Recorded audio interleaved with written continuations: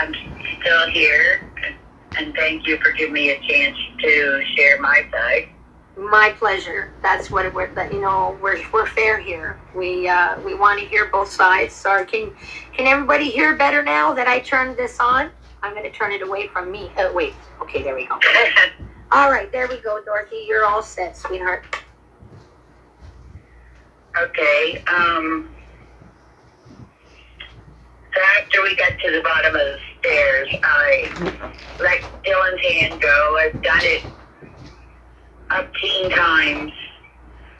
And we got over to where the dog's lead was. I turned around and looked at Dylan. He was smiling, and I turned back around to hook the lead to the dog, and then I turned back around. Now, the 8 seconds, I never, ever said 8 seconds or 18 seconds. That was the cops. My phone just did something here. Are you there? Yeah? Okay, sorry. All right, continue, sweetheart. I'm sorry, just my phone almost fell off the speakers. I just had to pick it back up. Now that 18 seconds that everybody is stuck on is not how long I said. When the police asked me how long I turned around for, I said maybe a minute. And to me, it said, are you sure? Because a minute's a really long time. Well, I have no idea. A minute's not that long. No, but I'm just letting you know what they said to me. Yeah, no, I understand. I'm just saying they're full of shit because a minute isn't that long. I mean, it flies by, right. Right, but everybody thinks that, I'm saying it was only 18 seconds. No, that's what the cops told me, because they sat there and he got me to go through, coming down the stairs and all that, and he timed it for 18 seconds. And we all know that talking and rethinking it goes a lot quicker than actual doing it. Yeah. So I'd like to straighten that 18 seconds up. It did not come out of my mouth. I have no stopwatch, and who carries a stopwatch or pays much attention when you're outside? Everybody, please share the live. This is important to get this side of the story out. Please share the live. Let's get more people in here to hear Dorothy's side, so we can hear, we've all heard about Jason's side, and now we are hearing about Dorothy's side. So please share the live to as many people as you can, and let's get the word out. All right, sorry, I didn't mean to cut you off, Dorothy. Continue. No, that's fine.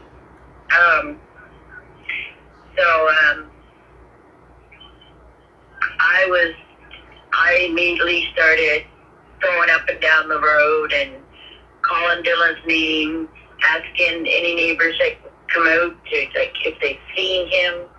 My neighbor just down the street ran for the water. And I ran back up and down Cleve Street, and my neighbor, she's the one that called 911. It was not me. I was busy looking for that little boy. And then the cops were here. And to tell you the truth, I'm going by the 911 call because I don't have a concept for the time after that, because everything was happening so fast. Yeah, I understand. Well, I know you must feel so heartbroken, and the fact that he was with you when this happened must be so detrimental to you.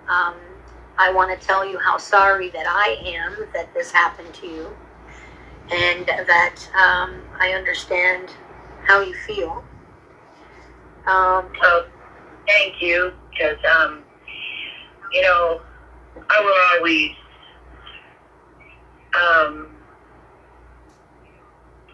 regret that day.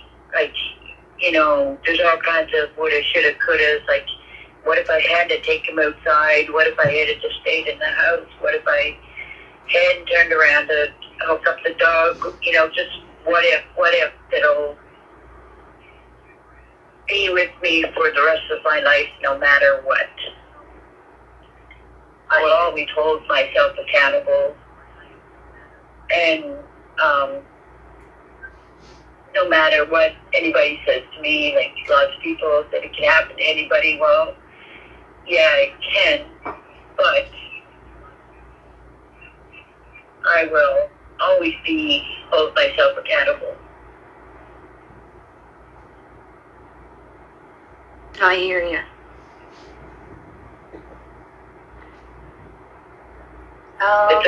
Is there anything else particular you wanted to know, or? So some people here are saying that they're sorry for the heartache that you have to live. Our hearts are with you. Oh, I see your question on where do you think Dylan is. Honestly, I don't know. Something in me believes that there's no way he went in that water. Do I have proof of that? No. Do I have gut feelings? Yes. Okay, I have a question. I can ever prove.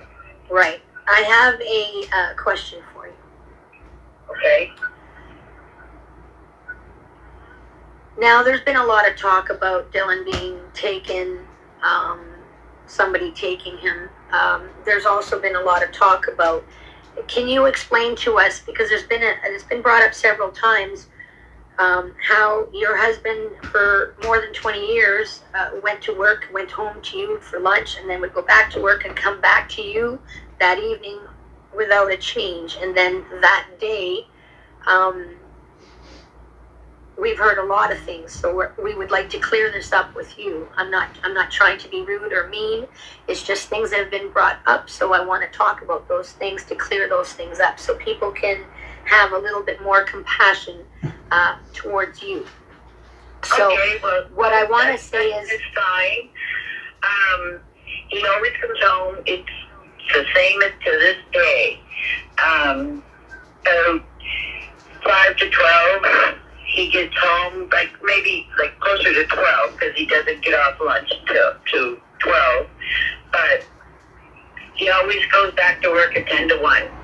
At the point he went back to work, Dylan was here. He was playing.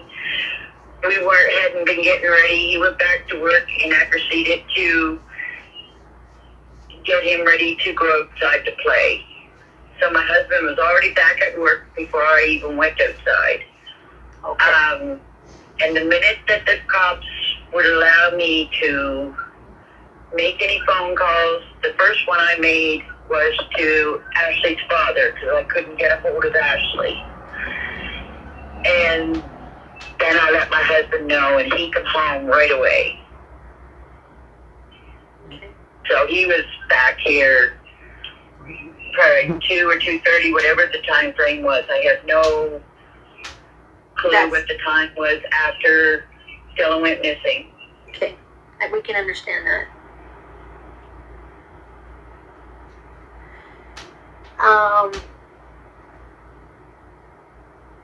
So we would just like to hear how, I know that you haven't posted anything on your Facebook and stuff like that. Is there a reason that you want to keep it private? Because, I know so many people can be reading. I don't think it needs to be kept private. It's been pretty announced through Jason. So I don't mind speaking about it. And the reason I stopped saying anything, or people can think what they want, but as you said, no one knows what I'm doing. And I kept it quiet because I didn't want anybody to know where I was, because sometimes I would go by myself.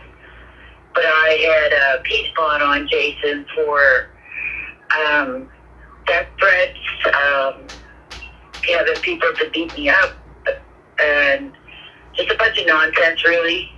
So I didn't trust anybody, because I don't know who he knows. I don't know if he was telling the truth or he just wanted to scare me. Either way, it worked that I was careful who I said anything to, and I didn't advertise where I was. Okay, that's understandable. Okay. And it's just, I only ask because a lot of people, I know what's going through their minds, because a lot of things have been said, and we just want to, give you the opportunity to refute whatever was said and give your side of the story so we can all hear the whole thing. Is there anything else that you would like to say about that day, what happened? Like, I know your heart must be breaking right now, and then I give you all the respect and love, and I'm a grandmother and a great-grandmother, so I know how you must be feeling.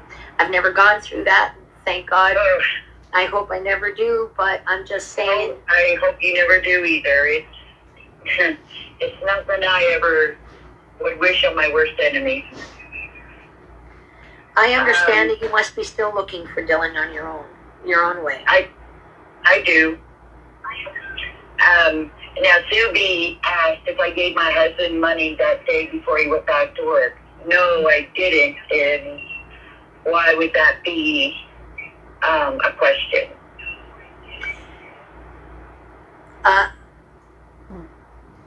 I think that it could be a question because it's been brought up that money had exchanged hands and stuff like that. So there's a lot of things that are going around right now that we want to try and clear up. So that's why we're giving you. I don't know if she can read these. Oh yeah, she can read the comments. And thank you for answering the questions for us. I know they must be tough. Honestly, I have nothing to hide. A lot of people think 3 years. Otherwise, and it would be betrayed that I have things to hide, but I don't. I have nothing but the truth. And Lois, I was threatened by Jason and other people, but I'm not going to get into all that because it is kind of part of the past at this particular time.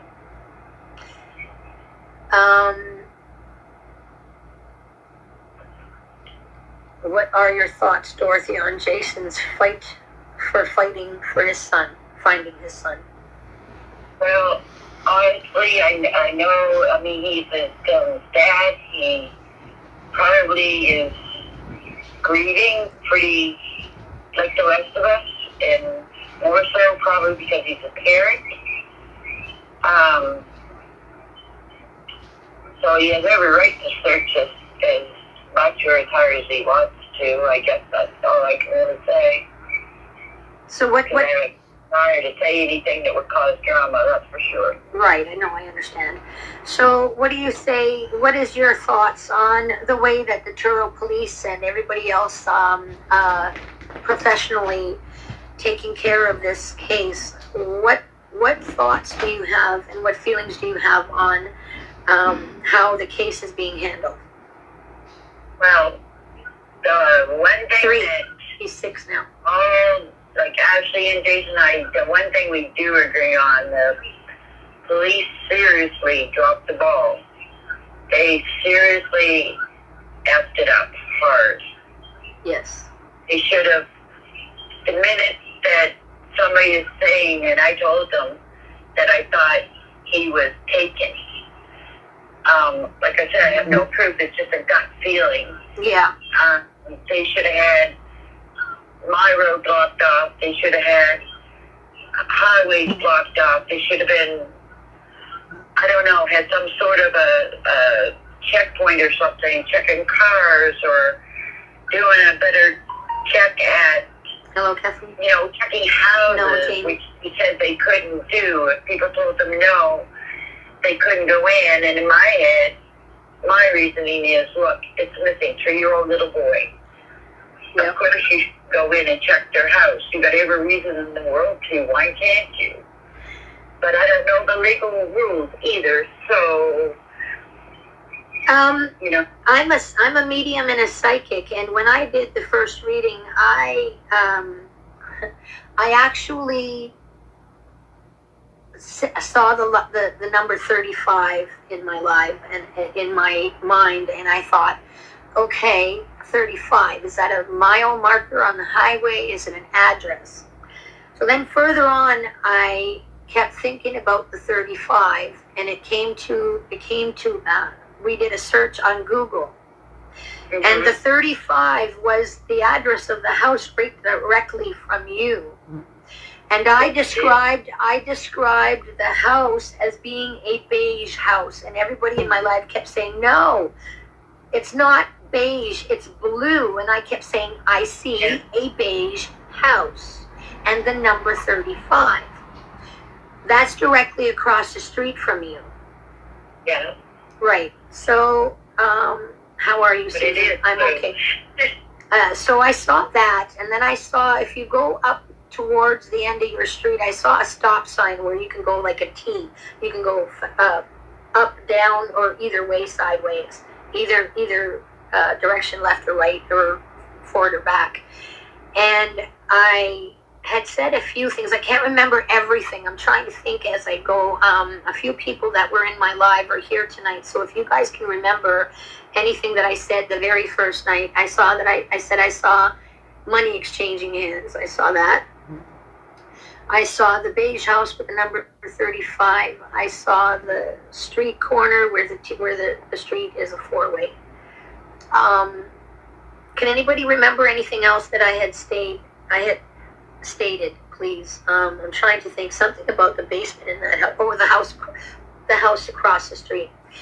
The house across the street is one of Dorothy's neighbors said days before Dylan was with Dorothy and Dylan was on the train tracks.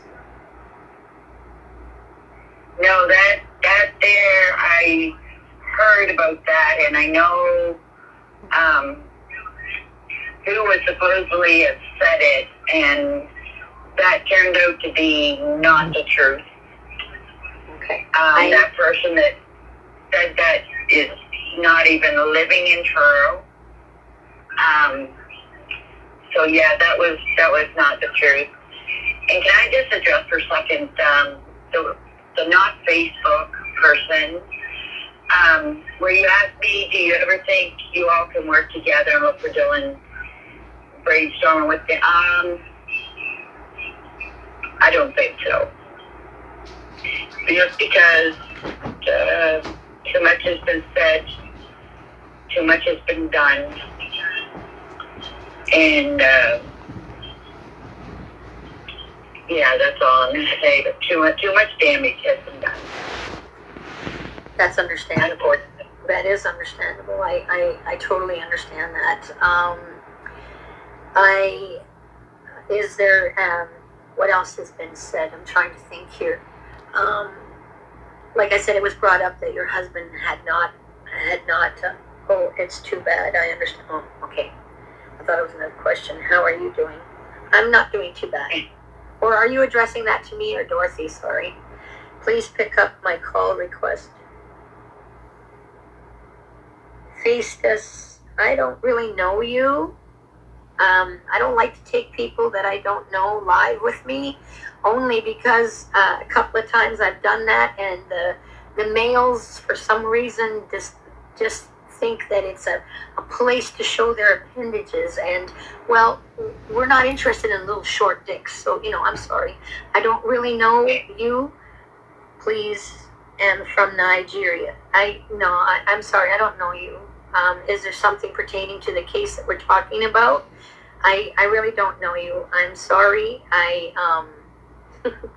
don't bring anybody on with me that I don't know for that reason, because I have my grandchildren on here a lot, and I really do not need anybody showing their appendages.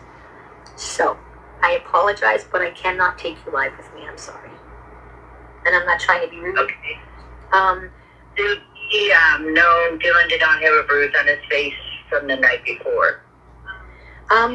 It was stated that what was told to us was that Ashley brought her son to you because she was having some kind of party, and that he was getting in the way, and she got mad and punched him in the face, and then brought him to you, and then the next day he went missing. That's what we've been told. Okay, that is absolutely not the truth. I will guarantee Ashley would never, ever hurt that little boy. I guarantee it. Okay. Can you explain the friend of Norman's that took the dog down to the water? Yeah. I don't know this person, and that's the first and last time I really see him. But he, I believe his name is Doug Matadol, and the dog he had was a hunting dog of his, if I remember correctly. And he just wanted to try and help that day. And he just offered Norman to take his dog and see if he could be of any help, and that's about what I know of him. Okay. Shuby says, has Children's Aid been involved with Dylan or his sister before he went missing? This one, I am absolutely not sure. I think so. It was something to do with Ashley's dad or something. Not Ashley's dad, I'm sorry. Lily's dad, but I'm not 100% sure on the exact Stop what, man? case. Okay, there's another question. What city did Dylan go missing to from? Truro, Nova Scotia. Truro. Yeah. Truro, Nova Scotia. There's a lot of things that have been going around, so is there anything else that you've heard that's been going around that you can clarify?